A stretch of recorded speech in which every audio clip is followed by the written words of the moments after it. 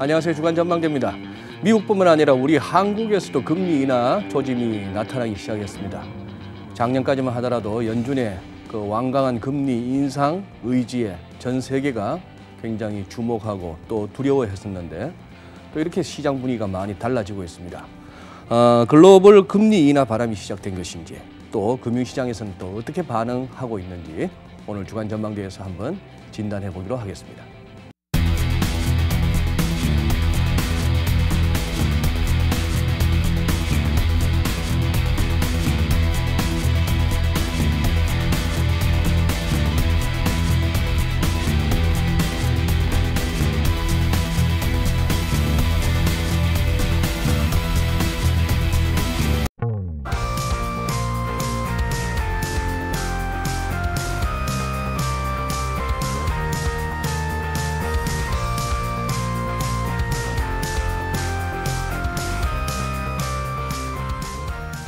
네, 오늘 주간 전망대 함께해 주실 전문가 세 분 소개해드리겠습니다.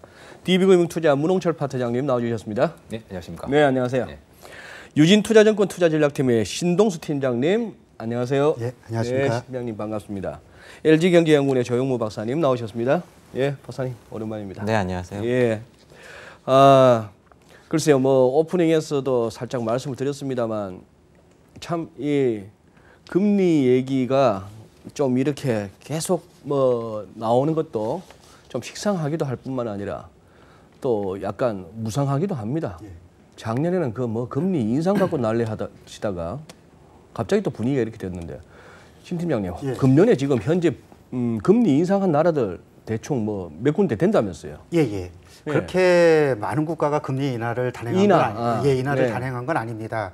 그러니까 대표적으로 이제 가장 선진국 측면에서는 호주가 얼마 전에 금리 인하를 25bp 단행을 했고요.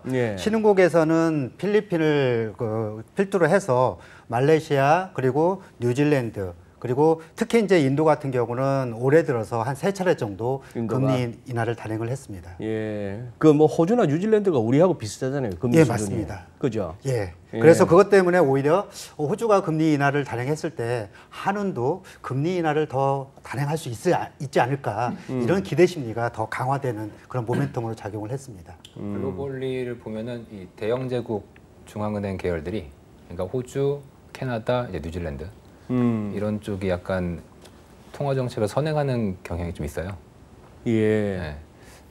그래서 우리가 아직도 BOE를 쳐다보는 굉장히 거야. 열심히 보는 거고요. 그래서 이 대영 제국 계열 중앙은행들이 뭘 하는지는 굉장히 우리가 주의 깊게 볼 필요성이 좀 있고. 네. 특히 이제 국내 채권 시장 분들은 이제 호주 금리를 좀 잘 보는 편입니다. 왜요? 왜 그러냐면 외환시장도 요새 호주 달러 쳐다보는데. 굉장히 호주가 첫 번째로는 아까 말씀드린 이제 대영 제국이나 통화 정책상 약간 우리나라 같은 이제 신흥국과 동시에 이 중국의 의존도가 높은 나라들의 통화 정책을 굉장히 선행하는 경향이 있고요. 또 호주도 무역상에서 중국의 영향도가 굉장히 높기 때문에 또 호주가 이제 내수 측면에서는 부동산이 굉장히 중요한 나라거든요. 우리나라랑 굉장히 경제 구조나 전 세계적인 어떤 위상이 굉장히 비슷한 면이 있거든요. 그래서 좀 먼저 움직입니다. 한국은행은 약간 이제 후행적으로 움직이는 경향이 있는데 이제 호주, 뉴질랜드 특히 좀 보면은 뉴질랜드도 약간 호주를 선행하는 경향이 있어요. 최근에 보면 뉴질랜드가 사실 호주보다 조금 더 빨리 금리 인하 얘기가 이제 나왔었거든요. 그러면서 그 다음에 이제 호주가 금리 인하를 좀 강하게, 호주는 말을 굉장히 크게 바꿨죠. 왜냐하면 그 전에는 이제 인상 얘기를 했었다가 최근에 이제 금리 인하로 또 세게 전환한 점이 있었고, 대영 제국 은행 계열대 또 특징 중에 하나가 정책 전환이 굉장히 유연합니다. 좋게 얘기하면 되게 유연하고, 나쁘게 얘기하면 말을 이렇게 쉽게 바꿀 수 있나? 이런 생각도 이제 들 정도인데. 그래서 옛날에 이제 마크 카니 뭐 캐나다 중앙은행 총재 같은 경우에는 지금 뭐 영국인데, 이분은 이제 사람들이 너무 말을 쉽게 바꾸니까 저 사람 말을 못 믿겠다. 못 믿을 남자친구다. 뭐 이런 얘기까지 나왔을 정도인데, 이제 채권 시장이나 금융 시장에 있는 사람들은 그런 면에서 먼저 좀 보죠. 왜냐하면 말을 바꾸면 이제 뭔가 시그널링이 되기 때문에 의미 있는 금리 인하라고 좀 봐야 되죠. 호주나 뉴질랜드가. 좋게 말해서 유연할수록 중앙은행가로서는 유능한 거죠. 이제 관점의 차이일 수 있습니다. 욕하는 사람도 있고, 욕하는 사람도 있고. 시장은 좀 좋아합니다. 이렇게 그 유연한 태도를 좀 더 좋아하죠, 시장은. 조 박사님, 뭐 언제든지 금통위원을 하셔도 무색하신 분인데. 왜 그러십니까? 중앙은행들이 이른바 통화정책 완화적으로 금리를 낮추고 뭐 이런 거, 긴축적으로 금리를 올리고 그렇게 하는 근본적인 이유 한번 따지고 가시죠. 좀 뭐 본질적인 질문이긴 합니다만 뭘 기대하면서 그렇게 하는 거죠? 중앙은행들이? 아무래도 중앙은행의 시작에서 그 이유를 찾는다라고 한다면은 물가일 것 같고요. 물가? 네.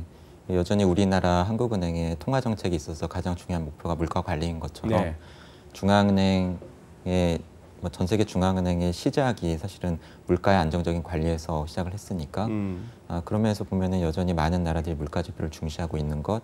하지만 뭐 글로벌 금융위기라던가 유럽 재정위기를 거치면서 중앙은행이 목표로 삼아야 되는 것들이 조금씩 더 넓어지고 다양해지고 있는 게 글로벌 트렌드인 것 같고요. 그러면서 보면은 실업률을 필두로 해서 실물 경제의 안정적인 성장 그리고 금융시장의 안정성 유지 이러한 것들이 여러 가지 측면에서 계속적으로 정책 목표로 추가가 되고 있는데 그러면서 보면은 사실은 굉장히 어려운 거죠. 금리를 올리고 내린다라고 하는 하나의 정책 수단을 가지고 뭐 성장도 챙기고 물가도 챙기고 환율도 챙기고 금융시장도 챙겨야 되니까 그런 면에서 분명히 쉽지 않은 결정인 것 같습니다. 그러면 문 파트장 뭐 조금 기대하는 답변의 방향은 저 개인적으로는 좀 갖고는 있습니다만 이렇게 한번 여쭤볼게요. 갑정로 아니십니까? 제가 만족시켜야 될 텐데. 지금 조영무 박사님 말씀하신 이러저러한 목표와 이유를 가지고 통화정책을 펼친다고 하는데 그러면 그 금리 가지고 진짜 일자리도 금리 정책만 잘 펼치면은 일자리도 팍팍 늘고 경기도 살아나고 뭐 디플레 뭐 이렇게 집값 떨어지고 뭐 떨어지고 주가 떨어지고 하던 게 다 그냥 후후 오르고 그게 가능은 하나요? 현실적으로? 자산 가격은 확실히 오릅니다. 자산 가격은 확실히 오릅니다. 네, 확실히 오릅니다. 주식, 특히 부동산, 이건 확실히 영향을 미치고요. 물가나 실업률, 고용 이런 실물 경제에 대한 파급 경로는 금융위기 이전에 비해서는 상당히 약해졌다고 보는 게 일반적인 시각이죠. 금융위기 이전보다는? 그러니까 올드 노멀의 세상하고는 사실 저는 이제 금융위기 이전이라기도 좀 그렇고 90년대 이전이랑 좀 보는 편인데 90년대 이전의 세상에서는 그래도 금리 올리면 실물 경제 영향이 꽤 있었고 금리 오르면은 또 실물 경제가 확실히 반응했고 이랬는데 뭐 90년대 무슨 일이 있었는지 모르겠지만 그 이후로부터는 이런 파급 경로가 굉장히 약해졌습니다. 관계가 없는 건 아닌데 이제 많이 약해졌어요. 그거를 이제 주로 뭐 필립스 곡선의 기울기가 많이 낮아졌다 이렇게 표현들을 많이 하셨으니까 금리와 실업률 간의 이제 인플레이션과 실업률이죠. 인플레이션과 실업률 간의 이제 관계가 역외상관관계를 가지고 있는데 그런 면에서 금리를 올리면 실업률이 뭐 반응하고 인플레이션이 반응하면서 이제 경제를 어떤 변동성이 적게 만드는 그런 이제 통화 정책을 이제 하는 것이 이제 기본적인 목표인데 필립스 곡선의 기울기가 굉장히 뭐 평평해졌죠, 굉장히. 그래서 이게 과연 영향력이 있냐, 이제 그런 큰 의문들이 이제 있고요. 이건 중앙은행 이제 정책을 하시는 분들의 굉장히 큰 고민 사항이고, 뭐 저 같은 이제 시장에서 이제 굴러먹는 사람이 말씀드리기에는 굉장히 큰 주제인 것 같아서 좀 조심스럽네요. 조 박사님이 그런 걸 좀 말씀을 해주셔야 될 것 같아요. 아니 신 팀장님께서도 채권 오래 하셨잖아요. 똑같은 질문입니다. 근데 이게 금리가 어떤 경로로 실제 경기를 살린다는 겁니까?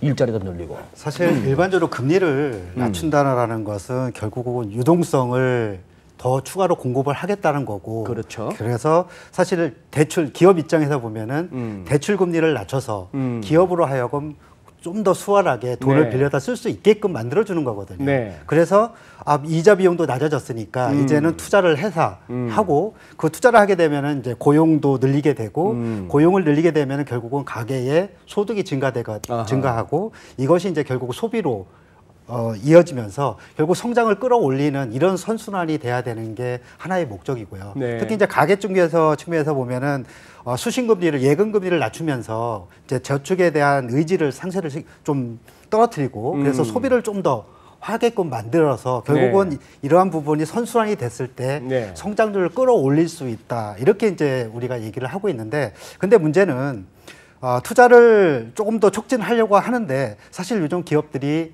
돈이 없어서 이자 비용 때문에 투자를 못하는 건 사실 아니거든요. 그러니까요. 이제 제가 오기 전에 코스피 200 기업들의 이익 잉여금을 2018년 기준으로 보니까 900조 원이 넘어요. 이익잉여금이 누적으로 누적으로 보면은 보면은 그러면은 그 많은 돈을 갖고 있는 기업들이 왜 투자를 안 할까요? 결국은 내가 투자를 했을 때 먹고 돈을 벌 수 있는 그런 뭔가 대상이 없을 만큼 그렇게 시장이 불확실성이 크기 때문이라고 보여지거든요. 그래서 네. 결국은 정부 입장에서 보면 오히려 그런 불확실성을 완화해주고 좀 더 해결해 줄 수 있는 쪽에 정책에 좀 더 초점을 단순히 이제 고용 몇 명 늘리고 이런 것보다는 네. 기업이 먹고 살 수 있는 그리고 투자를 적극적으로 할 수 있는 그냥 분야를 좀 더 좀 숨통을 터주는 게 조금 더 정책에 좀 초점이 맞춰야 되지 않을까 이런 생각까지 좀 듭니다. 네. 박사님은 생각 많이 하셨을 것 같은데 지금 문파트장이 얘기하신 네. 이른바 금융위기 이전, 이른바 올드노멀 시절에는 이 네. 금리 조절 가지고 네. 제법 경기를 갖다가 뭐 영향력을 발휘했는데 지금 뭔가 파급 경로가 무너졌다고 우리가 다 인식하지 않습니까? 네. 그 이유는 뭐라고 보십니까? 그 요약을 한다면 한다면 너무 많아졌고 돈이 너무 흔해졌고 많아졌고. 그리고 너무 이제 익숙해졌다. 이 두 가지로 말씀을 드릴 수 있을 것 같은데요. 그러니까 과거에는 투자하려고 그럴 때 돈이 부족했던 시기, 그리고 중앙은행이 인플레이션에 대응해야 됐던 시기가 있었는데 이제는 뭐 신 파트장님도 말씀하셨습니다만 돈이 흔한 시기, 그리고 인플레이션이 아니라 디플레에 대응해야 되는 시기, 이러한 시기로 바뀐 게 사실은 중요한 영향을 미친 것 같고요. 그리고 글로벌 금리위기 이후에 통화 완화, 금리 인하 이런 시스템에 너무 오랫동안 익숙해진 측면도 있는 것 같고요. 예. 그리고 사실 더 중요한 것은 사실은 중앙은행이 정책금리라고 하는 네. 초단기 금리를 낮추면 네. 그게 만기 구조를 통해서 장단기 채권 수익률에 영향을 주고 그게 또다시 예금은행들의 대출금리 또는 수신금리에 영향을 주면서 가게든 기업이든 돈을 빌려가서 그 돈이 얼마나 많은 유동성을 창출하고 실명에 네. 영향을 미치느냐, 이게 사실은 굉장히 중요한 경로일 텐데, 글로벌 금리 위기 이후에 보면은 말씀하신 것처럼 투자할 것도 마땅치 않았지만 불확실성도 높고 그렇다 보니까 단순히 가격 변수인 금리가 낮아졌다고 해서 예전처럼 돈을 갖다 쓰지 않는 거죠. 네네. 그러다 보니까 중앙은행들이 이제는 그냥 가격만 낮춰서는 안 되는구나. 그러니까 아예 그냥 시중은행들의 대차대조표에 그냥 유동성을 꽂아주는 양적 완화도 하고 남는 돈을 자꾸 중앙은행으로 다시 되들고 오니까는 되들고 오면 우리가 아예 페널티를 매길 거 아니라 마이너스 금리 정책도 하고 그런 비전통적인 네. 예전에 저희가 경제학 교과서에서 배우지 못했던 네. 수단들을 동원하게 된 게 사실은 그러한 면에서 예전과 달라진 자금에 대한 수요가 예전만큼 많지 않고 반면에 상대적으로 돈은 넉넉하고 풍부해지고 이러한 시스템이 익숙해지고 그러한 측면이 있는 것 같고요. 반면에 그럼에도 불구하고 중앙은행의 통화 완화나 돈 풀기가 여전히 영향을 미치고 있는 것처럼 느껴지는 경로는 아무래도 어느 나라 실물 경제가 가만히 있는데 중앙은행이 돈을 더 풀게 되면은 모든 재화의 가격이 그렇지만 그 나라 돈의 가치는 떨어질 텐데 네. 그 나라 돈의 가치를 사실은 나타내는 단위가 우리가 환율이라고 부르는 미국 달러하든 다른 돈과의 교환 비율인데 그렇다 보니까는 일본의 양적 완화나 유로존의 양적 완화나 이런 양적 완화 이후에 그나마 제대로 워킹을 했던 메커니즘이 엔화나 유로화의 가치가 많이 떨어지면서 수출 기업을 중심으로 기업들이 살아나고 수익성이 회복되고 그러한 경로는 그나마 좀 작동을 했던 네. 게 아닌가. 예전과 달라진 점은 그렇게 생각이 됩니다. 네. 네. 그러면은 오늘 좀 바보 같은 질문 좀 하겠습니다. 돈은 엄청나게 풀린 거 알겠는데요. 금융위기 이후에. 돈이 엄청나게 풀렸는데 왜 디플레를 걱정하죠? 이 묘한 시대 아닙니까? 그거는 뭐 많은 질문을 받으실 것 같은데요. 그렇죠. 근데 네. 이제 일단 디플레라는 건 물가가 낮기 때문에 되는 문제가 생기는 거고, 물가가 낮다라는 건 결국은 소비자들의 소비 욕구가 굉장히 처져 있다는 거고 똑같은 얘기거든요. 네. 그러면은 왜 그러면은 가게의 어떤 소비자들의 소비가 그렇게 조금 활성화되지 못했느냐? 결국은 뭐 우리가 말하는 고령화 문제라든지 이런 구조적 요인들 때문에 일단은 먼저 저축을 더 많이 해야 되는 상황이 발생을 하는 거고, 그러면은 뭐 그런 부분이 결국은 또 물가라든지 뭐 경제 성장이라든지 이런 거에 영향을 미치다 보니까 그런 부분이 이제 결국은 디플레라든지 이런 우려까지 연결됐다라고 볼 수 있을 것 같고요. 그리고 특히 이제 성장이라는 측면에서 보면은 과거에는 우리가 뭐 10% 성장할 때도 있었지 않습니까? 예. 그렇지만 지금은 어차피 잠재 성장 수준 자체가 뭐 우리나라 뭐 한국은행 기준으로 보면 한 2% 중반에서 네. 3% 내외 정도밖에 안 되는 그런 상황이고요. 네. 그래서 이런 부분을 고려해 보면은 결국은 뭐 그 성장의 한계성 그리고 고령화 문제 그런 걸로 인해서 뭐 결국은 디플레라는 부분이 좀 계속 우려가 되는 쪽으로 흘러가고 있는 것 같습니다. 그러면 문파트 장님 이렇게 또 한번 여쭤볼게요. 저는 디플레 동의 못하거든요. 왜 동의 못하시죠? 왜 못하느냐? 우선 저녁에 놀다 보면 좀 택시 탈 때가 왕왕 있는데 집에 들어갈 때 택시비 많이 올랐죠. 택시비 엄청 올랐거든요. 올라도 뭐 그냥 올랐습니까? 그 다음에 또 제가 좋아하는 빵값이 올랐어요. 네. 빵값이 빵값이 되게 비싸다고 하더라고요. 뭐 유명한 뭐 빠바 뭐 어쩌고 저쩌고 해서 다녀보면은 빵값만 오르고 빵은 작아지고 네. 맛도 없어졌어요. 네. 밥값도 그래요. 뭐 이래저래 보면은 나는 공식적으로 나오는 무슨 뭐 PPI, CPI, 인플레 지표 정말 체감 안 되거든요. 네. 많이 저랑 생각이 많이 비슷하십니다. 그래요. 그런데 약간 이렇게 한번 관점을 바꿔보죠. 제가 좀 제 전공이 전통 경제학을 벗어난 사파적인 내용 아니겠습니까? 그래서 또 헛소리를 좀 제가 해보면 전 디플레라고 생각하지 않습니다. 왜냐하면 일단 디플레라는 게 이제 물가인데 이제 방금 이제 소장님이 말씀하신 것도 있지만 그 물가에다가 한번 우리 그 미국의 주식 가격이나 혹은 우리나라 부동산 가격을 한번 넣어보자는 거죠. 하다못해 원룸. 네. 그러면은 사실 월세나. 우리도 먹고 살려면 부동산이 필요하지 않습니까? 네. 굉장히 중요한 어떤 재화죠. 네. 근데 비싸단 말이에요. 예. 근데 우리 소비자 물가에는 이 집값이 들어가지는 않습니다. 전세가는 들어가는데 집값은 들어가지 않습니다. 미국은 이제 약간 변경을 해서 이제 집값을 좀 반영하긴 하는데 주가가 물가에 들어가지 않지 않습니까? 그렇죠. 미국은 주가가 엄청 올랐단 말이에요. 근데 만약에 주가와 채권 가격을 혹은 부동산을 우리가 물가에 반영을 만약에 한다면 아마 물가가 지금처럼 이렇게 낮진 않을 겁니다. 네. 굉장히 높아졌을 거고요. 결국 돈의 양이라는 게 이제 재화의 가격을 결정하는 건데 그 재화도 이제 구분해서 봐야 된다는 거죠. 첫 번째는 정말 물가 지표에 들어가느냐, 네. 안 들어가느냐. 두 번째는 이제 아까 소장님이 말씀하신 거랑 같은 맥락인데 이게 교역제냐 비교역제냐. 네. 가령 택시비 지금 뭐 카카오 모빌리티 뭐 한다고 하는데 택시기사분들이 국회 앞에 가가지고 한번 여의도에서 시위 한번 하면 네. 카카오 못 하지 않습니까? 그런 그 얘기는 상대적으로 이분들이 뭐 거의 억대의 면허료를 내고서 개인 택시를 사신 분들인데 뭐 면허도 많이 떨어졌다고 하더라고요. 그분들 입장에서는 이거 면허료도 떨어졌으니 이 택시비라도 올려가지고 받아야겠다. 근데 거기에 만약에 정부가 카카오 택시 같은 어떤 4차 산업혁명의 기업들에게 허가를 내준다면 그러면은 그게 물가를 많이 낮추고 모르겠어요. 뭐 전체 사회 전체 후생은 높일 수 있을지언정 이 일종의 비교역제가 돼버리는 거죠. 이 택시라는 게 우리가 네. 택시라는 걸 싸게 타고는 싶지만 그게 법률적으로 막혀 있고 혹은 뭐 그렇다고 중국에서 택시를 가져와가지고 택시 기사를 만들 것도 아니고 이 대학 등록금도 그렇습니다. 그래서 미국도 보면은 각종 재화별로 이 물가 상승률을 따져보면 교역제들은 계속 오히려 물가가 떨어졌고요. 교역제들은 떨어지고 있다. 네, 떨어지고 비교역제들, 뭐 대표적으로 교육 서비스, 뭐 대학 등록금, 뭐 빵값도 뭐 그거 들어갈지 모르겠습니다.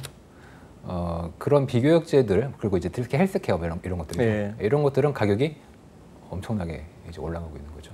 그래서 우리들 입장에서는 또 사람이란 게 좀 편향돼서 물가를 보다 보니까 컴퓨터 좋아진 게 계속 가격 떨어지는 건 별로 생각 안 하게 되고 이제 빵값이나 이제 택시요금 오른 거는 막 체감이 되다 보니까 좀 이제 그런 면도 그런 면이 좀 있죠. 컴퓨터 얘기하시니까 또 찡하니 뭐가 오네요. 근데 이게 또 우리가 생각을 못 하고 있지 않습니까? 컴퓨터 당연히 싼 거고 우리 핸드폰은 뭐 당연히들 올해 핸드폰 가격이 조금 더 성능 생각하면 되게 싸진 건데 그러네요. 이제 조금씩 가격이 오르는 것도 비싸다고 생각을 하죠. 예. 그래서 이렇게 자꾸 여쭤보고 공부를 해야 네. 뭐 조금씩. 네. 그러면은 이제 FMC나 이런 쪽으로 한번 집중을 한번 해보겠습니다. 지금 박사님 보시기에 지금 연준이 그렇게 절박한 상황입니까? 뭐 심지어 뉴욕에서 뭐 다들 시황에서 그렇게 쓰잖아요. 뭐 연방 금리 선물 가격이나 이런 걸 보면은 연내 심지어 뭐 2번 정도까지 시장은 기대하고 있다고 하는데 그 부분 어떻게 보십니까? 지금 결국 미국의 경기 상황이나 뭐 여러 가지가 금리 인하로까지 가져야 되는가 하는 부분은요. 제 기억에 제가 작년 말부터 네. 이 자리에 한 2번 정도 나왔던 것 같은데 그때 연방기금금리 선물 가격에 반영된 미 연준의 금리 인하에 대한 기대가 많이 높아지면서 한두 차례 뭐 금리가 낮아질 수 있다라고 하는 것 때문에 주가도 오르고 그럴 때 네. 제가 좀 금융시장이 앞서가고 있는 것 같다라는 말씀을 드렸었고 네. 그러고 나서 얼마 안 있다가 미 연준에서 우리 그런 거 아니야 너무 앞서갔다라고 이야기가 나오면서 또 금융시장이 출렁거렸던 적도 있고 오늘은 도리어 또 최근에 파월 의장이나 미 연준 인사들이 뭐 경기 부진 특히 미중 무역 갈등에 대응할 수 있고 미국 경제 안정적인 성장을 신경을 쓰겠다라고 하면서 다시 또 그 기대감이 높아지고 있는 거 계속 그게 어떤 이런 출렁거림 흐름을 보여주고 있는 것 같은데요. 사실 저는 개인적으로는 기존의 뷰를 아직까지는 크게 바꾸지는 않았고요. 지금 한 차례, 세 차례, 작년에 4차례 이렇게 미 연준이 금리를 인상했던 속도를 보면 지난해까지는 상당히 가팔라져 왔고 네. 지금 그게 중단되긴 했지만 그렇다고 해서 금리 인하로 돌아서는 것은 제 생각에는 미 연준 상당히 신중할 가능성이 아직까지는 있는 것 같고 그런 면에서 보면은 물론 미중 무역 갈등이 심화되고 있고 뭐 오늘도 말씀을 드리겠습니다만 거기에 대해서 미국 경제가 이제 받을 타격에 대해서 분명히 미 연준도 걱정하기 시작했고 우려가 높아진 건 사실이지만 그것을 지표로 확인하려고 들 것 같고요. 네. 미중 간의 무역 갈등이 더 심화된다라든가 그게 미국 경제 지표로 확인되지 않는다라고 한다면 금융시장의 기대보다는 실제 금리 인하 시가 좀 뒤로 미뤄질 가능성도 저는 있다고 아직까지는 생각이 들고요. 그런 면에서는 여전히 금융시장이 뭐 일종의 바람이고 희망이고 그런 것도 있겠지만 아직까지는 조금 앞서가고 있는 것 같다는 느낌을 저 개인적으로 받고 있습니다. 신 팀장님. 예, 거기서 하나 더 말씀드릴 네, 게 이제 네. 어차피 미 연준이 이제 369 12월 달에 점도표를 상호를 통해서 네. 연방기금 금리를 전망을 하는데 과거 패턴을 보면은 시장과 연방기금 금리 실제 전망 그 점도표상 전망치하고 격차는 항상 존재해 왔었습니다. 네. 근데 최종적으로 가보면은 결국은 시장이 미 연준의 그 전망에 수렴하는 쪽으로 따라갔다는 얘기거든요. 시장이 따라갔다. 예, 예. 그러니까 연준이 시장을 따라가는 게 아니라 시장이 결국은 금리 인하 기대감을 가지면서 지금은 뭐 2차례다, 3차례다 이렇게 반영을 하고는 있지만 네. 결국 최종적으로 나중에 가보면은 미 연준의 그 전망 수준으로 수렴하는 그런 패턴을 보였다라는 얘기거든요. 과거에요? 예, 예. 그래서 이번에도 보면은 물론 시장이 이렇게 강하게 금리 인하 기대를 하고는 있지만 실제 미 연준의 스탠스가 우리 이제 조 박사님 말씀처럼 결국 아직은 금리 인하를 적극적으로 나설 때는 아니다. 그리고 1분기에 이제 전기비 연율로 3.1%라는 성장률이 나왔는데 물론 무역 분쟁으로 약간 영향을 받을 거고 그리고 1분기 성장률이 뭐 재고라든지 그리고 정부 지출 영향이 상당 부분 있었기 때문에 이런 효과가 조금 약화가 되면서 성장률이 둔화될 수는 있겠지만 지금 전반적으로 보면은 2% 중반 내외 정도의 성장률은 기록할 걸로 이제 올해 대부분 전망을 컨센서스가 형성이 되고 있고요. 그래서 얼마 전에 IMF 같은 경우도 미국의 올해 성장률을 2.3%에서 2.6%로 상향 조정을 한 상황이거든요. 네. 그래서 뭐 얼마 전에 파월 의장이 굳이 경제 상황에 대응해서 적절하게 대응하겠다 이런 얘기를 확장세 유지를 위해서 뭐 대응하겠다라는 멘트를 날리긴 했지만 결국 그 멘트에는 향후 무역 협상과 관련해서 결론이 어떻게 날지 모른다. 그래서 혹시 그걸로 인해서 만약 나빠진다라고면은 우리가 좀 더 대응을 할 수 있다라는 걸 하나의 시그널을 준 것이지. 네. 지금 당장 통화 정책의 스탠스를 변화시킬 거다. 이렇게 이제 저희들이 보기에는 좀 어려운 상황이 아닐까라고 보고 있습니다. 지금 두 분 말씀은 시장이 너무 앞서간다는 거예요. 그리고 저도 비슷한데 저도 사실 지표만 보면 금리 인하할 건 아니에요, 사실 미국은. 지금? 예. 그래서 저도 처음에 시장이 너무 오버한다 이렇게 생각을 했습니다. 네.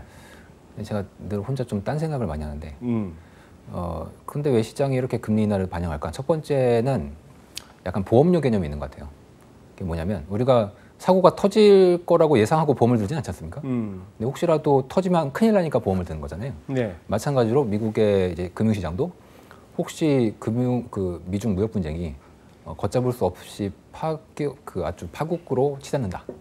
그거에 따른 일종의 이제 보험성 차원에서 채권을 더 사는, 그러니까 금리를 인하할 것 같아서 그런 게 아니고 혹시라도 모르니까 보험료를 내는 차원에서 나중에 뭐 잘 됐다 그럼 뭐 딴 거 하면 되니까 그런 차원에서 이제 금리 인하 베팅이라기보다는 보험료 차원의 금리 인하가 선반영이 된 것 같고요. 그 면에서 두 번째는 이런 생각도 한번 해봤는데 혹시라도 이제 침체가 오면 미국이 역사적으로 침체 시기에 보통 기준금리를 500bp 이상 내리거든요. 네. 예. 근데 지금 200bp 내리면 이제 할 게 없지 않습니까?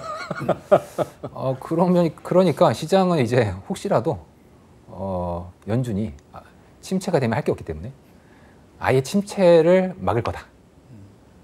예전에 이제 그린스펀이 침체에 치을자도 못 나오게 한다. 아예 못 나오게 그냥 좀 뭔가 머리카락만 보여도 그냥 잘라버리는 거죠. 뭐가 한번 이렇게 나올 것 같으면. 그 옛날에 그린스펀이 했던 적이 있어요. 그럼 몇 번. 90년대 말에 한번 이제 그랬던 적이 있었는데 약간 분위기가 안 좋아지니까 선제적으로 금리 내려버렸습니다. 그러니까 이제 시장이 침체에 이제 치을자도 안 났던 거죠. 뭐 이번에도 혹시 그런 생각을 시장이 이제 하지 않을까. 그게 금리 인하 기대감으로 지표는 전혀 그렇지 않은데 좀 선반영돼서 나타낸 게 아닌가 하는 생각을 이제 한번 해봤습니다. 그린스펀 말씀을 하셨으니까 평소에 가졌던 궁금증, 우리가 마에스트로라고 얘기합니다. 흔히 그린스펀을 금리를 가지고 뭐 그렇게 금융시장과 경제를 갖다가 잘 요리했다고 오케스트라의 그 지휘자에 비유하고 하는데 그러면은 그 사람 그 그린스펀이 마에스트로라는 저 칭호를 받을 만큼 정말 잘했다고 어떻게들 인정하십니까? 이쪽은 채권 오래 하셨던 분이고 우리 또 박사님도 그거 하셨는데 그린스펀에 대한 평가 한번 들어보고 싶습니다. 이건 예상하지 못한 어려운 질문. 좀 어려운 질문이죠. 네. 예. 저는 사실 개인적으로 대단히 높게 평가하는 분이고요. 그린스펀을요? 예, 그리고 이코노미스트지만 닮고 싶은 분이라고 항상 생각을 하고요. 왜냐하면 뭐 제가 뭐 읽었던 책이나 뭐 봤던 자료에 의하면 사실은 저 개인적으로는 경제학은 사람에 관한 학문이라고 생각을 하고요. 그런 면에서 나오는 정책, 어떤 상황 변화에 대해서 사람들이 어떻게 느끼고 반응하는가를 이해하는 게 굉장히 중요하다. 근데 그런 면에서 공식으로 발표되는 통계 지표들뿐만이 아니라 주변에 나오는 뉴스 안에 실린 다양한 이런 뉴스라던가 뭐 그런 것들까지도 동원을 해서 아주 폭넓은 소스를 통해서 사람들의 심리 변화 그리고 분위기 변화를 미리 읽어내고 거기에 대응했다라고 하는 점에서 보면은 분명히 보고 배울 게 많은 그런 분이지 않았나 저 개인적으로 생각을 합니다. 예. 혹시 좀 그린스펀을 까주실 분은 없습니까? 제가 까야 될 것 같은데. 네, 죄송합니다. 네. 뭐 저도 그린스펀의 어떤 이제 화법이나 그 시장 대응 능력에 대해서 높게 평가하고요. 다만 이제 금융위기 이후로 평가들이 뭐 제 평가가 아니라 전체적으로 평가가 많이 박해졌죠. 왜냐하면은 금융위기 이전에 사실 역사적으로 굉장히 변동성이 낮았던 금융시장의 변동성이 낮았던 시기가 굉장히 오래됐습니다. 2000년대 초반에 이제 그 변동성이 낮았던 이유 중에 하나는 무슨 일이 있어도 중앙은행에 푸시 작용할 거다. 이거에 대한 사람들의 어떤 심리가 근저에 깔려 있다 보니까 약간 리스크를 좀 더 선호하는 거죠. 혹시라도 잘못되면 중앙은행 푸시 나올 거니까 그 중앙은행 푸시의 이제 주인공은 그린스펀이었던 거고 그린스펀이 이제 그런 대책들을 이제 계속 나왔었기 때문에 이제 시장은 늘 기대를 하면서 반응을 하게 돼 있지 않습니까? 이제 그러다 보니까 변동성이 낮아지고 변동성이 낮으면 제일 먼저 나오는 상품들이 보통 옵션 양매도 포지션이 많이 나와요. 그래서 변동성이 가운데 갇힐 것이다. 그리고 이 가운데 변동성이 갇힐 때 옵션 양매도에서 옵션 프리미엄을 더 많이 먹으려면 레버리지로 옵션을 매도 쳐야 되거든요. 그렇겠네요. 그러면 이제 이 가운데에 변동성이 갇힐 때는 수익이 되게 많죠. 근데 변동성을 벗어나면 레버리지로 까이게 되는 이제 킥호의 구조가 이제 딱 이런 구조가 돼 있는 건데 이제 그런 시스템이 되다 보니까 그게 결국은 금융위기를 이제 만든 거지 않습니까? 그러면서 이제 많은 분들은 그 금융위기 이후에 이제 박수 치면서 금융이 떠났지만 이제 버냉키가 이제 그 처리했다. 그린스펀이 싼 이제 버냉키가 처리해야 됐다. 뭐 그런 식의 평가도 사실 최근에 나오고 있고요. 그런 면에서는 좀 그 예전과는 다르게 좀 평가는 상대적으로 좀 낮아지고 있는 것 같습니다. 뭐 조 박사님의 그린스펀에 대한 평가에 대해서는 이때까지 내가 조 박사님 뭐 말씀하신 게 토단 적이 한 번도 없는데 다 그냥 입 벌리고 이렇게 들었는데 조금 동의하기 힘든 거는 우리 세계사적으로 비포 크라이스트 BC하고 아노 도미니 AD로 나누는데 거기에 버금가는 게 저는 2008년 금융위기였다고 보거든요. 비포 크라이시스, 애프터 크라이시스 그렇게 하는데 너무너무 많이 달라졌거든요. 우리나라 97년에 IMF 외환위기 겪으면서 대한민국이라는 게 희한하게 여러 면에서 달라졌는데 우리 뭐 그냥 편하게 올드 노멀, 뉴 노멀 하지만 근데 저는 뭐 그 이전에 아무리 잘했다 하더라도 그 뭐 그렇게 해서 금리를 가지고 잘 경기를 조절했다 손 치더라도 그 서프라임이나 여러 가지 어떤 금융위기를 갖다가 터질 수밖에 없게끔 조장했던 사람이라는 측면에서는 저는 뭐 그린스펀을 갖다가 그렇게 그리고 그린스펀처럼 한번 해보고 싶어하는 것 같아 파월이. 예? 그래서 이 고원에까지 올라온 이 경기가 가라앉지 않고 쭉 가고 싶어 하겠다 하는 이런 얘기를 이런 어떤 의중을 자주 비추다 보니까 또 하나의 또 데자뷰가 떠오르는 거죠. 어빙 피셔가 떠오르는 거야. 대공황 전에 뭐 그렇게 했다가 일주일 만에 왔던 그런 경우였어요.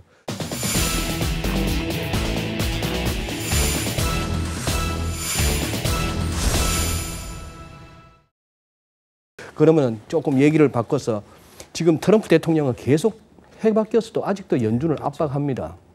압박하는 거에 대해서 골드만삭스는 오히려 연내 동결로 그냥 계속 밀어붙이는 리포트가 나오기도 하던데 약간 부작용이 있지도 않을까요? 너무 밀어붙이면 대통령이. 근데 이제 일단은 트럼프 대통령이 왜 그렇게 얘기하느냐 사실은 그걸 의중을 좀 따져봐야 되거든요. 말은 그러네요. 최근에 이제 보면은 금리가 높아서 미국 기업에 뭐 이게 불이익이 되고 있다라는 얘기도 하고 있고 뭐 긴축 뭐 양적 긴축 이거 말이 안 된다. 결국은 제가 생각하기에는 근본적인 의중이 뭐냐 결국은 환율이다라고 저는 보고 있어요. 그래서 결국 긴축을 하게 되면은 자꾸 달러화가 강세가 되고 이런 부분이 미국 기업들한테 손해로 다가가기 때문에 그걸 막겠다는 게 어떻게 보면은 트럼프 대통령의 1차적인 목적이 아닐까라는 생각이 듭니다. 실제 이제 2018년 초반부터 이게 달러화 흐름을 보면은 한 11% 정도가 강세가 됐거든요. 달러 가치가 올랐고 반면에 이제 사실 중국 요즘 무역 분쟁을 겪고 있는 중국 같은 경우는 오히려 한 10% 정도가 위안화 가치가 떨어졌어요. 그렇게 뭐 관세 10% 정도는 그냥 환율로 퉁치는 거죠. 그렇죠. 네. 그래서 지금 요즘 무역 그 관세 전쟁에서 미국이 중국산 수입품에 대해서 관세를 매기고는 있지만 어느 사이인가 위안화가 6.9 위안 가까이 올랐다는 얘기죠. 그러니까 상당 부분은 관세로 인한 영향을 환율로 상쇄를 해버리는 그런 효과를 발휘하기 때문에 결국 이 문제를 환율 문제를 해결하지 않는다라고 하면은 결국 자기가 의도했던 그러니까 좀 더 미국 기업에 대한 우호적인 환경을 만들려고 했던 부분이 오히려 그렇게 실질적인 효과가 적게 나타날 수 있다라는 그런 점이 결국은 우려했기 때문에 이런 조치가 나오지 않았나라고 보고 있고요. 그래서 그런 입장에서 보면은 사실은 뭐 그렇게 강력하게 얘기하지만 항상 얘기하는 게 정치와 중앙은행의 독립성과 관련해서 항상 이슈가 되고 있잖아요. 근데 이제 작년에도 버냉키 있을 때도 마찬가지이지만 뭐 어쨌든 정치적으로 봤을 때 뭐 이게 작년에는 뭐 중앙은행 연준 의장을 뭐 좀 파면해야 된다 이런 얘기까지 그래서 파면 조건이 뭐냐 뭐 이런 조까지 저희들 찾아본 적이 있는 것 같긴 한데요. 결국은 이제 결격 사유가 없는 한은 함부로 이제 중앙은행 총재를 갈아치우기는 좀 어렵고 결국은 특히 이제 아무리 이제 정치적으로 과거에 봤을 때 미국 같은 경우에는 정치적인 압박이 있다라고 하더라도 그로 인해서 어떤 통화정책 스탠스를 변하는 사례가 거의 없었다는 점을 고려해 본다라고 하면은 뭐 트럼프 대통령이 자기의 희망사항을 좀 더 연준에 좀 압박하는 그런 상황이 아닌가 이렇게 이해를 해야 될 것 같습니다. 그래서 저희 생각은 실제 트럼프 대통령이 저렇게 한다고 하더라도 필요에 의해서 만약 하게 된다면 금리 인하를 할 수 있겠지만 뭐 트럼프 대통령이 뭐 얘기했다고 해서 뭐 금리 인하를 단행한다 뭐 이렇게 보기는 좀 어려울 것 같습니다. 우리 사파적인 시각으로 트럼프 대통령이 왜 저런 것 같아요? 저는 트럼프가 시진핑과 푸틴을 굉장히 부러워서 그러는 것 같습니다. 아니 뭐 중국은 그냥 시진핑이 금리 내려 이러면 인민은행이 그냥 토도 안 달고 금리 내리고. 안 그래도 뭐 인터뷰에서 트럼프 대통령이 그랬다면서요. 네. 이 민은행 수장은 시진핑이라고. 그렇죠. 그냥 공산당이 왔다 갔다 하니까. 음. 푸틴도 그냥 말 독재잖아요. 트럼프도 너무 부러워가지고 자기 말 좀 연준이 들었으면 좋겠는데 애들은 말도 안 듣고 맨날 개기고 이러니까 너무 짜증이 나지 않습니까? 이제 그런 면에서 이제 트위터로 그 한풀이를 이제 하는 거고요.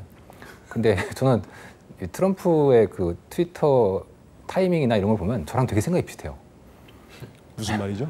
그러니까 연준 우리 박사님 너무 재밌게 듣고 계시네요.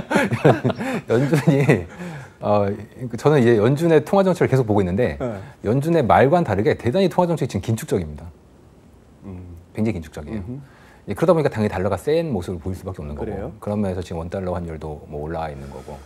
왜냐하면 미국 단기 자금 시장 쪽으로 보면은 지금 자금이 되게 부족해요. 자금이 부족해. 그러다 보니까 단기 금리가 상당히 이제 올라와 있는 상황인 거고. 네. 이게 보통 미국의 이제 중립금리 대비해서는 좀 위에 있다고 저도 평가하고 있고, 그리고 양적 긴축 현재 하고 있는 것도 초과로 더 되고 있는 것 같습니다. 그러니까 긴축적으로.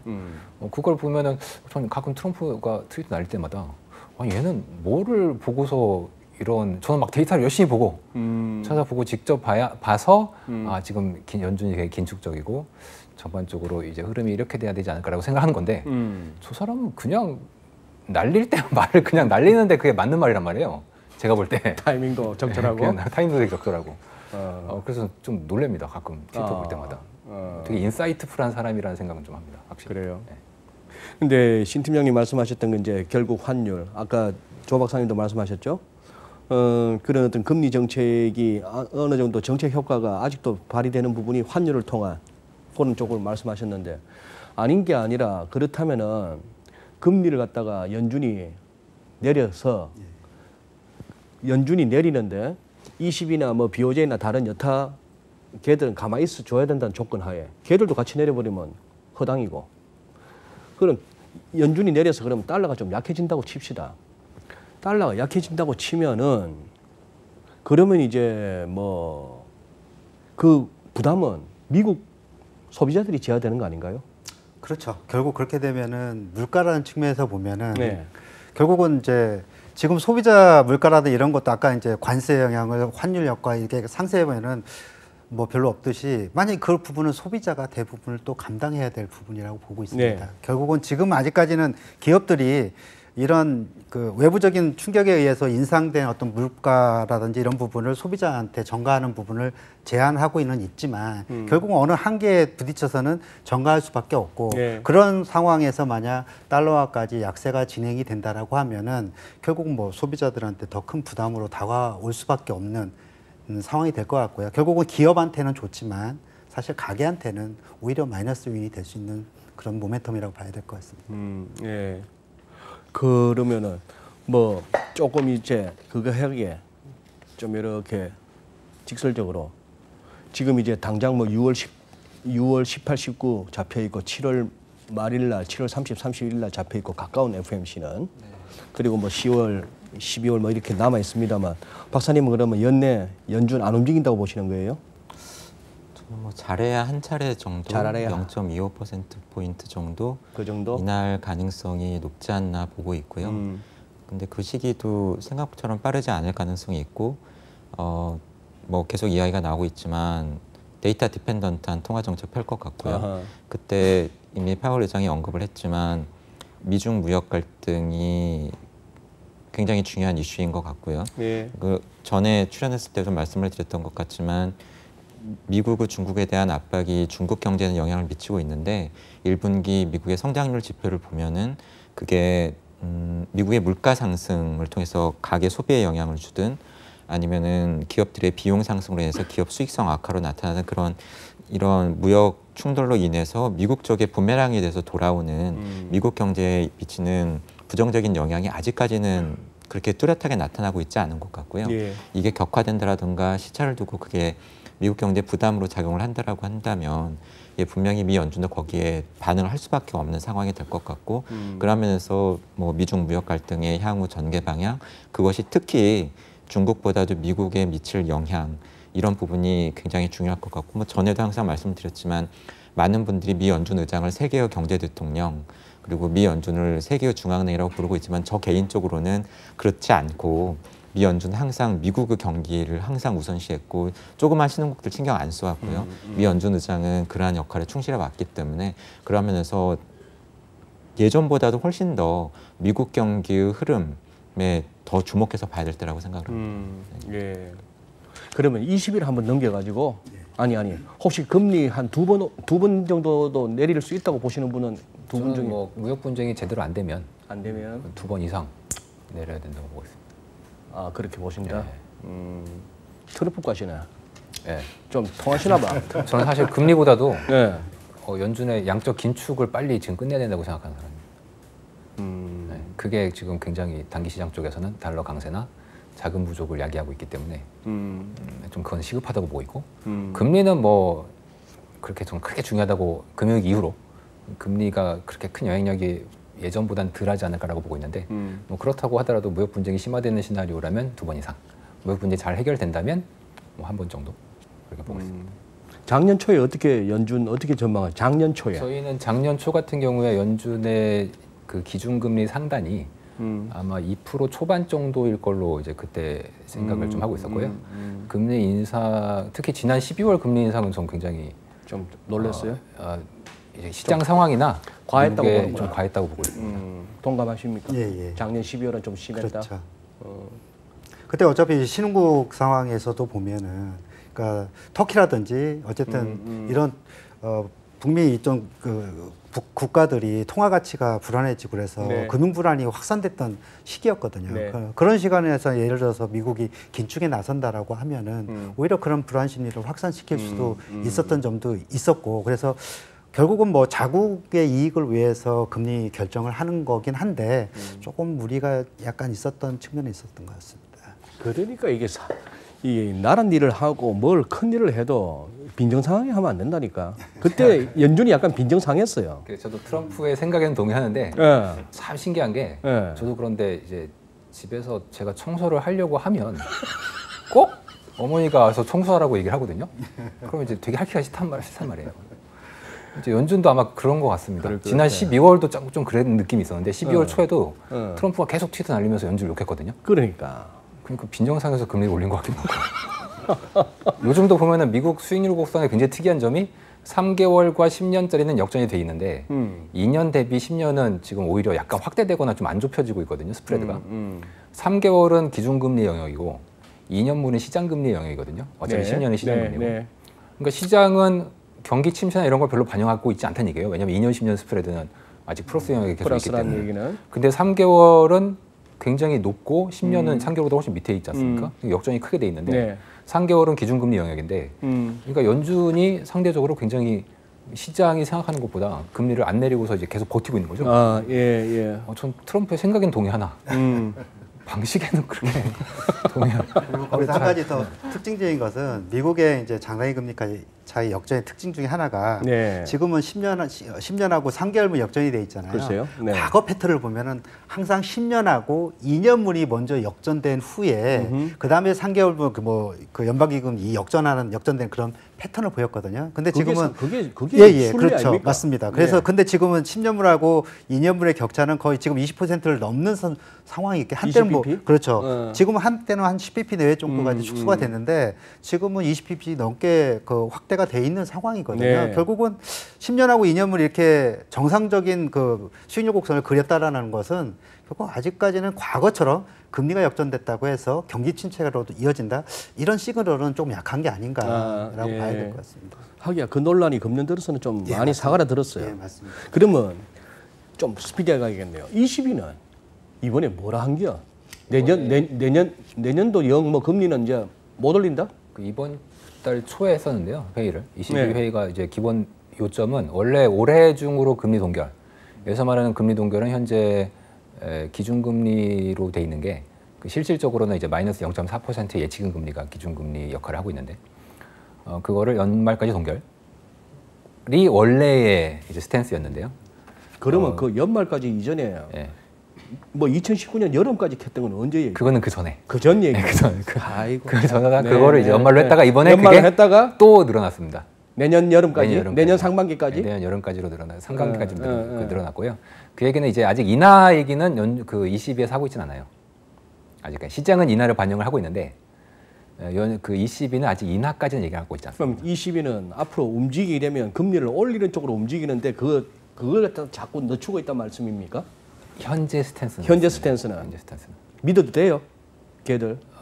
원래 이제 저카다 또 내릴 뭐 마이너스를 더 깊게 몰고 갈 수도 있는 친구들 아니야. 양적 완화 드라기 다시 총재는 올해 10월까지가 임기여서 네. 드라기 총재라면 이제 이탈리아 사람들이고 네. 정열적인 사람들이지 않습니까? 그래서 말도 쉽게 바꿀 수 있고. 아무한테나 근데 차기 총재가 누구냐에 따라서 좀 바뀔 수 있죠. 예를 들어서 북유럽의 굉장히 진중한 스타일의 요새 뭐 말도 많아진 거 핀란드 총재, 중앙은행 총재. 핀란드 총재가 현재로서는 약간 순위가 밀렸을 겁니다. 아, 밀렸어요? 네, 지금 이제 약간 바이트만이 되냐, 프랑스 쪽 사람이 되냐. 이렇게 바이트만이 올라왔어요? 바이트만 한참 밑에 쳐지는 것들이. 그게 이제 아마 지금 EU 집행위원장이 누가 되느냐하고 같이 엮여 있습니다. 예. 그래서 여기를 독일이 가져가면 이거는 프랑스가 가져갈 가능성이 높고 이거를 프랑스나 다른 나라가 가져가면 요거는 또 독일이 가져갈 가능성이 있죠. 시장 입장에서는 특히 정시에 몸담고 있는 분들이 당연히 남유럽 사람이 EU 돼야죠. 집행위원장을 제발 독일에서 했으면 좋겠네. EU 그렇죠. EU 집행위원장을 독일이 해야 22에 바이트만이 안 오는 거지. 맞습니다. 바이트만 오면 거의 이거는 뭐 조금 이렇게 싸해지는 대표적인 매파 인물이기 때문에. 그렇죠. 예. 이렇게 엮여 있기 때문에 또 두 집행위원장 자리랑 22 총재 자리가 다 10월 달까지예요, 임기가. 그래서 지금 이게 6월 달에 결정이 안 날 것 같은, 왜냐하면 지금 EU 집행위원장은 원래 지금 EU 회의가 선거가 끝났잖아요. 예. 근데 거기 최대 정당의 당수가 보통은 이제 집행위원장을 옛날에 이제 했었는데 네. 지금 융커가 그 사람이죠. 예. 근데 이제 프랑스나 다른 나라 일부에서 이거 아니다, 좀 바꾸자 선거 방식을. 이제 이런 얘기를 하고 있고. 그래서 만약에 옛날 방식이라면은 아마 그 집행위원장을 독일 사람이 할 가능성이 높아요. 지금 이제 베버라는 사람이 있는데.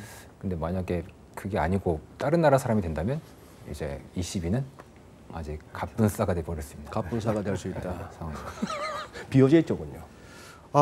뭐 일본은행 같은 경우는 끊임없이 변화가 없습니다. 끊임없이 변화가 없다. 뭐 강한 양적 완화 정책을 하겠다라고 하고 있고, 그리고 일드 커브 컨트롤을 통해서 국제 10년물 금리를 계속 0%대에서 유지를 하겠다라는 입장이고, 그리고 계속 뭐 필요에 의해서 물가 목표를 달성하기 위해서 충분한 정도의 뭐 양적 완화를 계속 하겠다는 입장이기 때문에 사실 상대적으로 다른 20이나 연준이나 이런 데는 통화정책 기조가 변화라는 어떤 기대감을 가질 수는 있겠지만, 지금 뭐 일본은행 같은 경우는 그런 변화를 갖기에는 좀 어려움이 있기 때문에 상대적으로 관심의 대상에서는 좀 멀어진 거야 아닌가라고 보고 있습니다. 혹시나 이러다가 아직은 뭐 108엔 근처에서 잘 유지가 되고 있습니다만 맞습니다. 변동성은 굉장히 낮은데 달러엔 환율이 두 가지 시나리오가 있어요.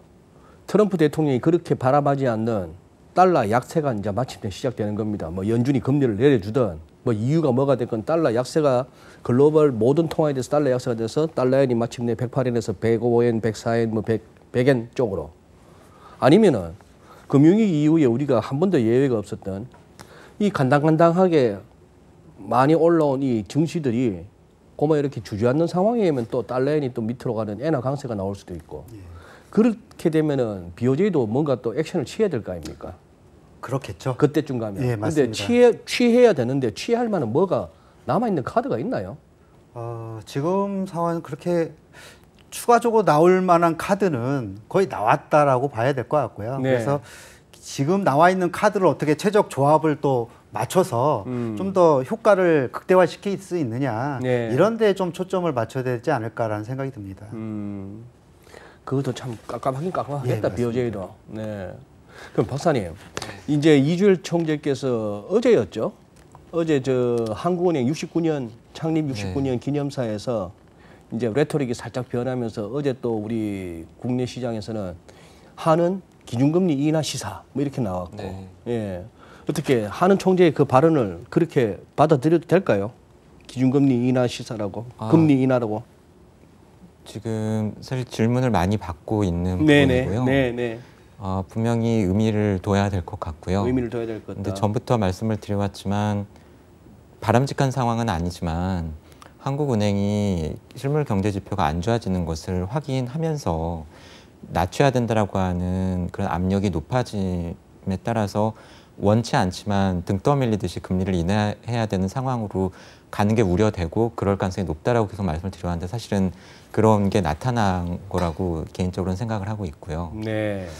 그런 면에서는 안타까운 일이지만 어쨌든 이번에 그런 발언이 있었고 하지만 또 많이 질문을 받는 것이 그럼 언제 내릴까 글쎄. 하는 부분인데 예. 저 개인적으로는 그렇다고 해서 당장 내릴 것 같지는 않고요. 뭐 지금 언급하고 있는 우리의 대외적인 불확실성 요인, 미중 무역 갈등, 그리고 반도체 업황, 세계 경기 둔화 이러한 것들을 역시 확인하려 들 것 같아요. 근데 확인하는 과정을 거치되 당초 예상보다는 조금 빨리 금리 인하가 이루어질 가능성. 그래서 뭐 전에도 말씀을 드렸지만 저는 올해 말이나 내년 초 정도의 금리 인하가 이루어지지 않을까 예상을 했는데 그거보다 조금 앞당길 수는 있겠지만 그렇다고 해서 뭐 당장 이렇게 금리 인하가 이루어질 걸로 보고 있지는 않습니다. 네.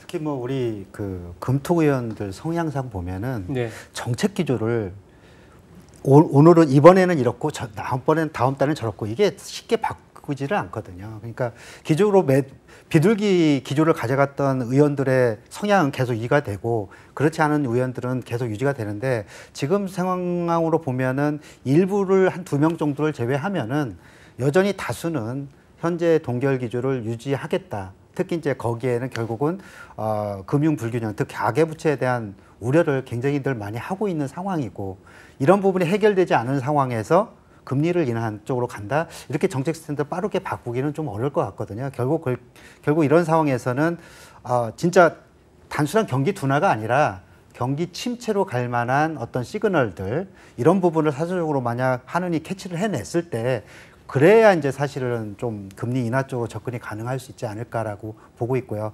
결국 그런 입장까지 고려해 본다라고 하면은 아까 뭐 조 박사님 말씀하셨듯이 데이터 디펜던트 특히 우리 내부적인 변수가 아니라 외부적인 변수가 어떻게 흘러가냐를 보고 대응할 수밖에 없는 그런 상황이다라고 봐야 될 것 같고요. 그러면은 뭐 아까 저희 입장에서도 일부에서는 시장에서 뭐 7월 뭐 금리 인하 이런 얘기도 나오고 있고 뭐 그렇긴 하지만 현실적으로 3분기 정도까지 어떤 지표는 한번 확인하지 않겠느냐.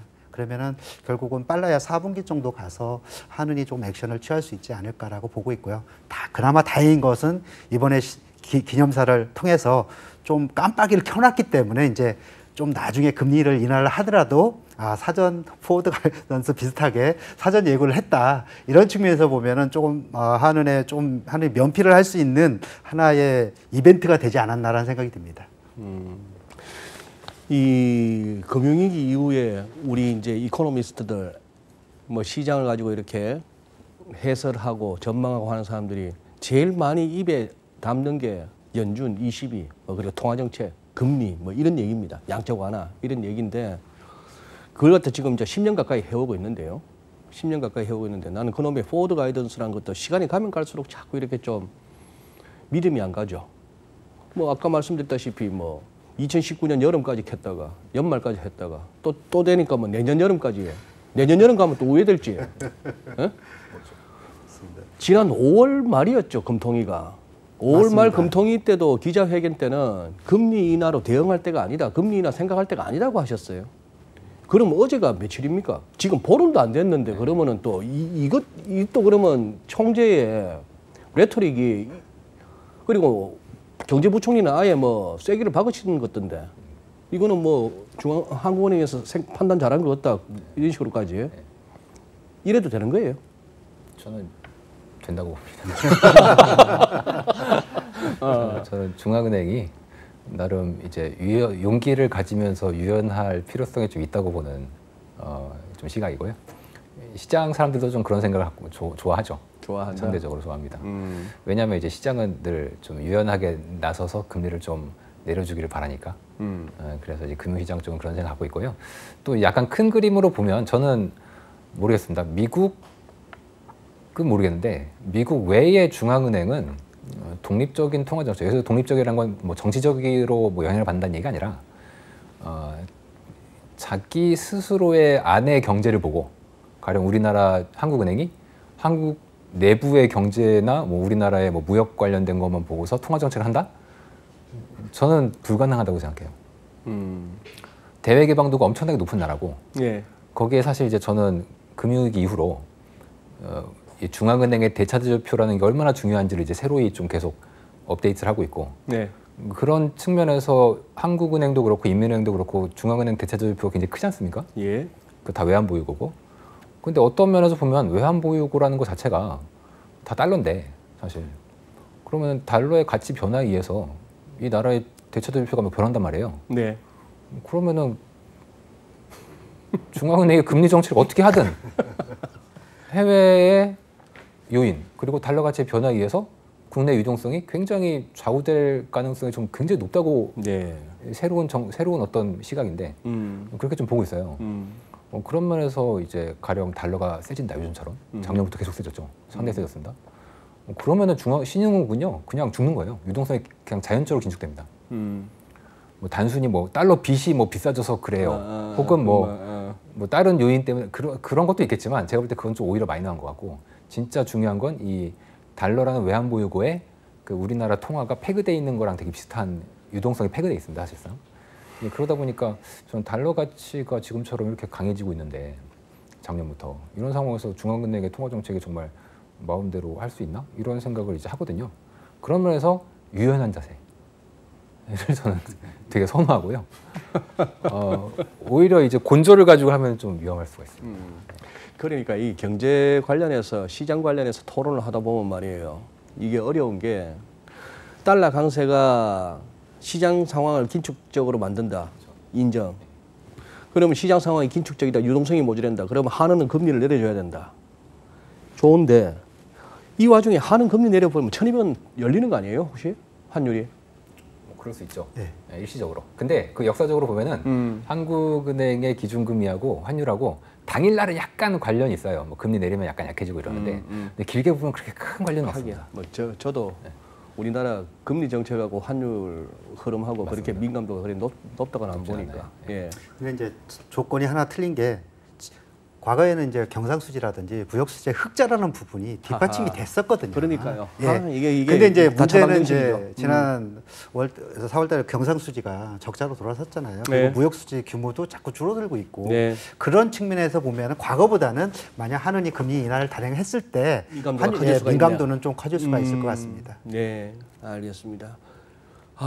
이제 조금 이제 마무리 단계로 가야 될 것 같은데요.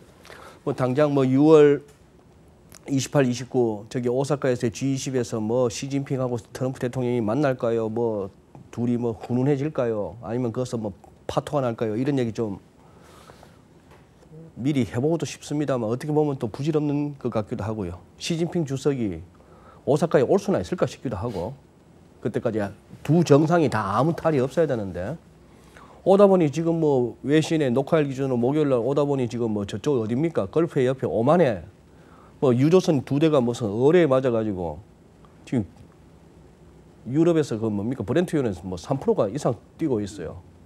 이렇게 사타 보면은 뭐 금리 얘기도 달라질 수 있는 거고 뭐 그런 참 시시각각으로 가고 있는 중입니다. 그렇다면은 또 다음 분 출연하시기 이전까지 작금의 상황 하에서 한번 우리 주간 전망대 시청자 여러분들에게 어떤 뭐 해주시고 싶은 말씀이나 조금 투자 전략 관련해서 한번 좀 조언을 듣고 싶습니다. 마지막 클로징 멘트입니다, 박사님.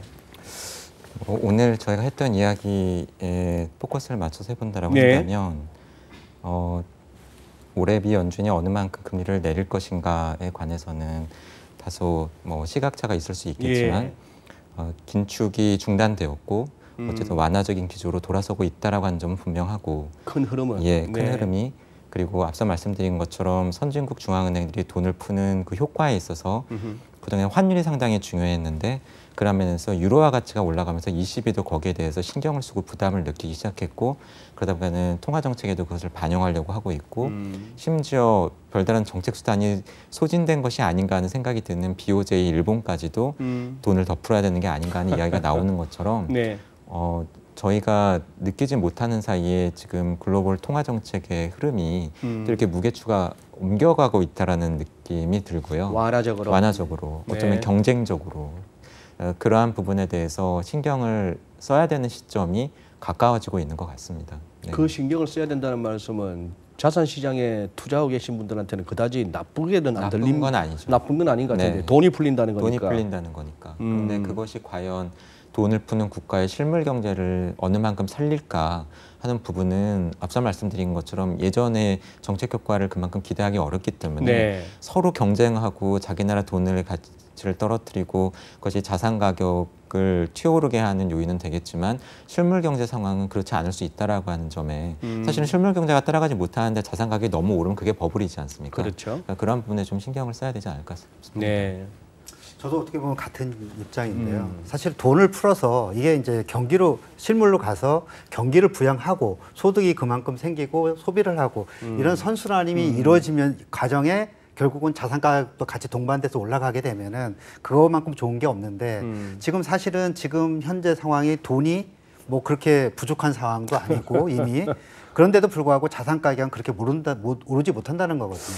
결국 가격이 오르기 위해서는 기업 입장에서 주가 입장에서 보면은 기업의 실적이 뒷받침돼야 되고 그럼 물건이 잘 팔려야 되고 그러면 소비를 잘해야 된다는 얘기인데 이런 부분이 제대로 흘러가지 않기 때문에 제 입장에서는 굳이 이제 그러한 부분이 자산 가격 하락하는 부분에 대해서는 막아줄 수 있고 특히 이제 안전자산인 채권에 대해서는 좀 더 랠리를 할 수 있는 그런 모멘텀이 될 수는 있겠지만 그러니까 결국은 뭐 그렇게 그 주식 입장에서 보면은 큰 아주 주가를 끌어올릴 수 있는 호재가 모멘텀으로 되기는 좀 한계가 있을지 않을까라고 보고 있고요. 예. 그리고 오히려 이제 무역 분쟁이라는 부분에서 보면은 만약 이 부분이 터져버리면은 결국 신흥국의 경기가 더 침체로 갈 수 있고 그러면은 이제 환율이라든지 아니면 신용 리스크 측면에서 본다라고 하면은 신흥국에 대한 리스크가 더 높아질 수밖에 없거든요. 예. 그러면은 아무리 절대금리가 채권이 높다라고 하더라도 환에 대한 리스크가 노출돼 있는 상황 하에서는 상당히 또 투자하는데 어려움이 클 수가 있습니다. 그래서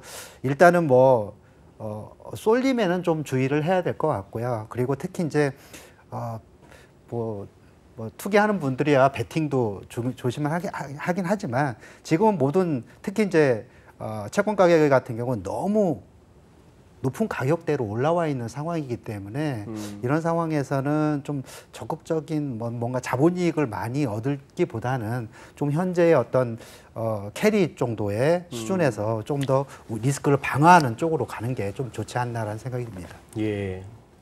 감사합니다. 예. 저는 뭐 좀 뜬금없는 얘기일 수도 있겠는데 생각해 보면은 뭐 미중 무역 전쟁에 따라서 뭐 금리가 경로가 좀 바뀔 수도 있어요. 뭐 잠깐 반등했다가 그럴 수도 있고, 혹은 잘 안 되면 더 떨어질 수도 있는데. 네. 근데 길게 보면 사실 연준의 푸시나 중앙은행의 행동이라는 게 결국 시장이 나빠지면은 금리 내리고, 좋아지면은 살짝 금리 뭐 좀 올리다가 했다가 또 내리고, 나중에 또 뭐 마이너스로 더 심하게 갈 것 같거든요. 제가 이번에 기생충 영화를 보면서 느낀 게 기생충. 거기 보면은 이제 두 가족이 존재하지 않습니까? 네. 근데 한 가족은 생산수단을 보유하고 있고, 한 가족은 몸 팔아서 먹고 사는, 노동을 해서 먹고 사는 그런 사람들이지 않습니까?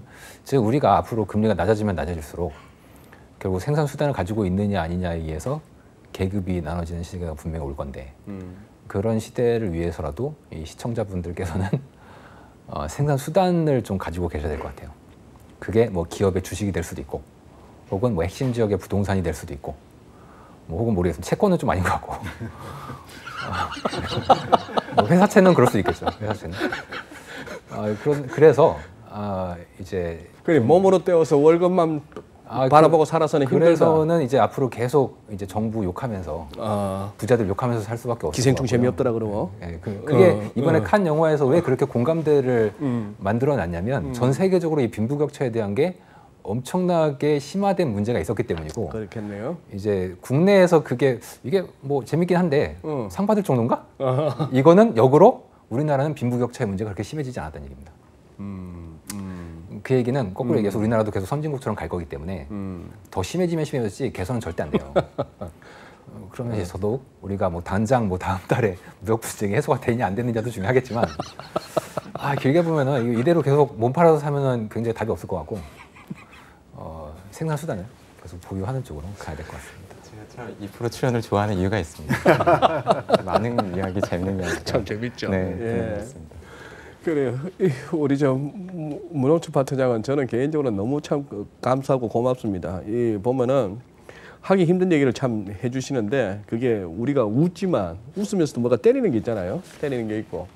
그리고 나와주시는 패널 분들이 너무 그거 하세요. 참 소위 말하는 약장사가 안 계셔서 저는 너무 좋습니다. 약장사가 안 계셔서 좋고.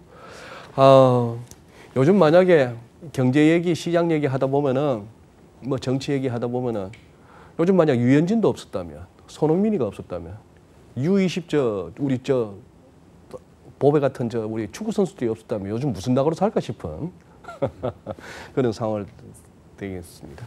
오늘 전 세계적으로 불고 있는 금리 인하 바람, 조영무 박사님께서 정리하시면서 해주셨던 말씀, 분명히 작년과는 달라졌습니다. 경쟁적으로 모두가 완화적으로 돌아서고 있고 돈을 풀고는 있는 그런 가운데 이것이 진정 실물 경기를 살릴 수 있을 것인가 말 것인가는 또 우리가 확인이 필요한 부분이고, 그럼에도 불구하고 당장 기대할 수 있는 자산시장의 어떤 뜨거운 반응도 기대에는 못 미치고 하는 조금 그런 어려운 국면을 지니고 있는 상황입니다.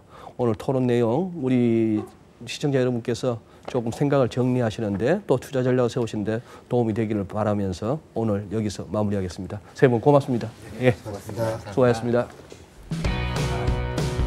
재밌었어요. 우리 박사님이 아주 인파트장 얘기할 때 그냥 막 쭉 빠져드시네요. 진짜 재밌었어요. 재밌게 재밌었어요.